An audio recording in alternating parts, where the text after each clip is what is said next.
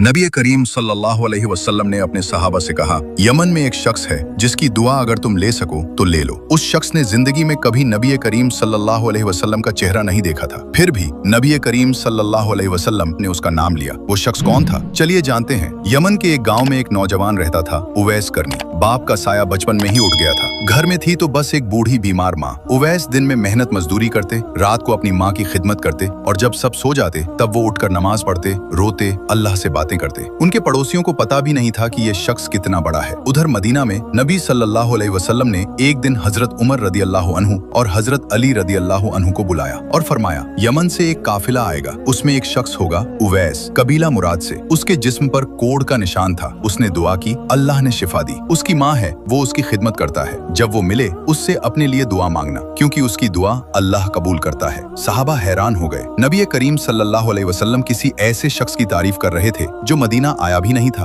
उवैस करनी का दिल तड़पता था। वो हर रोज सोचते, काश मैं नबी करीम सल्लल्लाहु अलैहि वसल्लम से मिल पाता। एक बार उन्हें मौका मिला। माँ से इजाजत मांगी मदीना जाने की। माँ ने कहा, जाओ मिलो, लेकिन जल्दी लौट आना। उवैस मदीना पहुंचे, लेकिन नबी करीम सल्लल्लाहु अलैहि वसल्लम घर पर नहीं थे। वो इंतजार कर सकते थे, लेकिन उन्हें याद आया माँ की इजाजत सिर्फ थोड़े वक्त की थी और उवैस करनी ने वापस कदम मोड़ लिए, बिना नबी करीम सल्लल्लाहु अलैहि वसल्लम का दीदार किए। नबी करीम सल्लल्लाहु अलैहि वसल्लम के विसाल के बाद हजरत उमर रदियल्लाहु अन्हु हर साल हज पर यमन के हाजियों से पूछते, क्या तुमसे कोई उवैस है कबीला मुराद से? एक साल बाद एक शख्स सामने आया, फटे कपड़े, सादा चेहरा, कोई शोहरत नहीं। हजरत उमर रदियल्लाहु अन्हु ने पूछा, तुम उवैस हो? उन्होंने कहा, हाँ। हजरत उमर रदियल्लाहु अन्हु खलीफाए वक्त उनके सामने झुके और बोले, नबी करीम सल्लल्लाहु अलैहि वसल्लम ने फरमाया था तुमसे दुआ मांगो, मेरे लिए अल्लाह से माफी की दुआ करो। उवैस ने पहले इनकार किया, लेकिन जब हजरत उमर ने नबी करीम सल्लल्लाहु अलैहि वसल्लम का हवाला दिया तो उवैस की आंखें भर आईं और उन्होंने दुआ की।